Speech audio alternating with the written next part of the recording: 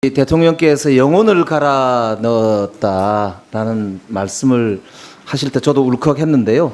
아마 우리 국민들께서도 굉장히 짠했을 것이다 생각이 됩니다. 대통령께서 몸이 좀 감기가 드셨다고 할 정도로 지금 아마 진짜 혼신을 다하신 것 같은데요.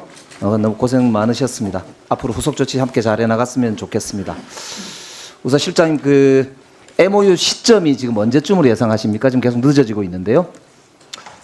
사실은 시점은 의원님들 아시겠습니다만 상대국이 있는 문제라서 저희가 일방적으로 시점을 가름하기는 쉽지 않습니다. 그리고 이번에 관세 협상이나 특히 외교 안보와 관련된 것들이 굉장히 다부처 사안입니다. 미국의 경우에 국방부도 있겠습니다만 에너지부도 있고요. 안보의 경우에는. 그러니까 지금 이제 마지막 쟁점이 에너지부 관할 영역에서 이제 원자력 부분에 문제 조금 남아있다 이런 게 맞습니까? 아닙니다. 제가 그걸 사실을 확인하기보다도 왜냐하면 이게 미국 상황에 대한 평가이기 때문에 이 자리에서 말씀드리는 게 매우 조심스럽다는 걸 전제하고 말씀드리면 미국 안에도 여러 부처가 이 문제에 대해서 다부처 사안으로 논의하고 있기 때문에 그 사안에 대해서 저희가 일방적으로 예단해서 언제까지 된다라고 말씀드리기는 쉽지 않고 다만 대략 팩트시트 같은 경우에 이번 주를 저희들 볼 때는 넘기지 않을 거다. 그 정도로 완만한 협의가 되어 있다는 보고를 드립니다. 가능하면 빨리 되면 좋겠다는 국민적 바람이 있습니다.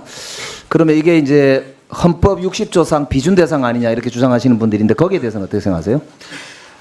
저희가 이 사항에 대해서 비준을 할 것인지 법률로서 할 것인지 이런 것들에 대한 논의들은 차제해야 하더라도 어쨌든 국회에 보고하고 모든 내용이 투명하게 국회 내용이 보고되어서 여러 의원님들께서 의견을 모아주시는 과정은 반드시 필요하다 이렇게 생각합니다. 저는 개인적으로 이게 헌법 60조에 보면 조약이나 법률을 비준하도록 되어 있거든요. 그래서 이건 조약은 아니고 정부가 이행하면 되기 때문에 특별법으로 뒷받침하면 되지 않을까라고 생각을 하고 있습니다. 동의하십니까? 국회가 결정해 주시면 따르겠습니다. 예, 같이 논의해 보시죠. 자, 이제 내란과 관련해서 하나 중요한 게 제가 발견한 게 있어서 말씀을 좀 드리려고 합니다. 윤석열 대통령은 재판에 나와가지고 계속 계엄을 한 게 경고성으로 했을 뿐이다. 그리고 국회가 해제하고 나서는 자기는 아무것도 안 했다. 이렇게 주장을 반복적으로 하고 있습니다. 그런데 지금 놀랍게도 말입니다. 11개월 이상 숨겨온 건데요.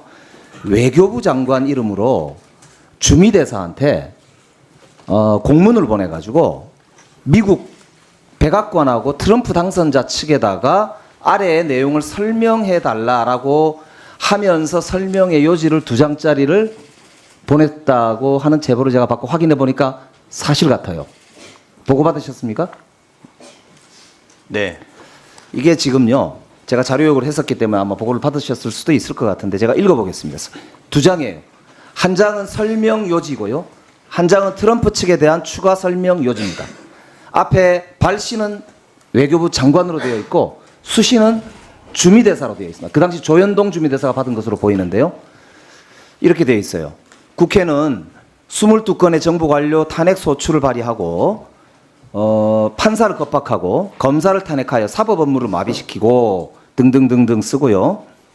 밑에다가 윤 대통령은 더 이상 방치할 수 없다는 신념에 따라 헌법의 테두리 내에서 정치적 시위, 폴리티컬 데몬스트레이션 한 것이고 헌법의 규정에 따라서 비상계엄 선포 및 해제의 조치를 취했다. 윤 대통령은 평소 자유민주주의에 대한 확고한 신념과 기독교적 가치관에 따라 종북 좌파 및 반미주의에 대항하고자 하는 입장을 견지하고 있다. 이렇게 백악관에 전해달라 하고요. 트럼프 측에 대한 추가 설명 요지 이렇게 되어 있는 데는 뭐라고 되어 있냐면 신정부하고도 미국의 신정부하고도 이런 입장에 기초해서 관계를 맺어 나가겠다. 윤 대통령은 국가 운영에 관한 트럼프 당선인의 철학을 지지하는 바 자유민주주의에 대한 신념과 기독교적 가치관에 입각하여 대한민국을 운영하려 노력해 왔다. 이렇게 설명해 달라고 했습니다. 그리고 답변도 왔다고 그래요. 이게 제2 내란을 획책하지 않았느냐는 유력한 저는 근거라고 봅니다. 제가 듣기로 이거를 12월 4일 날 외교비서관, 그 당시에 이창면인가요? 외교비서관이 외교부에다 지시를 했는데 그 담당자가 거부하겠다. 옷 벗겠다. 나 사표 내겠다. 이렇게까지 얘기했다고 합니다. 그렇게 되니까 못 보냈잖아요. 다음 날 아마 장관한테 직접 지시한 것 같아요. 장관 이름으로 이걸 보내고 장관을 움직일 수 있는 자가 누구겠습니까? 제가 보기에 그 결제 라인을 보니까 김태효, 신원식까지 되어 있어요.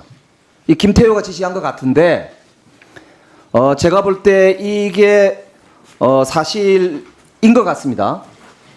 이거를 저는 민정수석실에서 즉시 조사를 하고 이 특검에 넘겨야 된다고 생각하고요. 이거 말고도 지금 제가 보니까 다른 정황인데 일단 이거에 대해서 실장님 어떤 소회를 갖고 계십니까? 일단 의원님 지금까지 여러 개의 특검이 진행되고 있어서 사실은 내란 특검이 진행되고 있어서 저희가 행정부 차원에서는 별다른 내란이나 이런 것과 관련된 것들은 찾아보지 않았었습니다. 특검에다가 전적으로 맡겨놓고 특검에 협조하는 형식으로 일단 돼 지금 있는데 앞으로는 그러면 한번 확인해 보면 좋겠는데요. 네. 민정수석실에서 감찰 기능이 있지 않습니까? 네. 이게 형법 90조에 보면요. 87조의 내란 행위를 90조에는 예비 음모 선동 선전을 할 경우는 그 죄가 같다고 되어 있습니다. 이게 명백하게 12월 4일 날 새벽에 국회가 계엄을 해제했음에도 불구하고 공문으로 대통령실과 외교부가 공문으로 이것을 그것도 미국에다가 미국 정부에 그것도 신정부까지도 보냈다는 것은 이건 명백하게 내란을 지속하겠다라고 하는 것 이외에 뭐겠습니까? 이거보다 명확한 증거는 저는 없다고 생각합니다. 그래서 해경과 최근에 수사가 또 진행이 되고 있는 게요. 여인영 방첩사령관하고 이 사전에 모의를 했다는 정황이 있고 그 중에서도 MOU를 맺었다는 제가 제보를 받았는데 아직 증거는 명확하게 제가 잡지를 못했는데 이게 제보가 명확하게 저한테 들어왔습니다. 이 문제를 포함해서 실장님 전 부처에 걸쳐서 내란 당시에 전 부처의 공무원들이 역할을 한 것에 대한 조사가 필요하다고 생각하는데 어떻게 생각하세요? 네, 동의합니다. 아까 말씀드리던 설명마저 드리면 내란 특검이 진행되고 있고 내란 특검은 매우 중요한 핵심 사안으로만 한정되어서 지금 감찰이 이루어지고 있는 것으로 알고 있습니다. 하지만 더 많은 범위에서 더 많은 것들이 이루어졌을 가능성에 대해서 부인하기 어렵고 그 부인할 수 없는 상황에 대해서도 행정적인 절차와 책임을 확인하고 맞도록 해야 된다고 생각하고 있습니다. 그래서 곧 조만간에 그것과 관련된 별도의 조직이 필요하다면 발족하는 것도 저희가 검토하도록 하겠습니다. 네, 수고하셨습니다.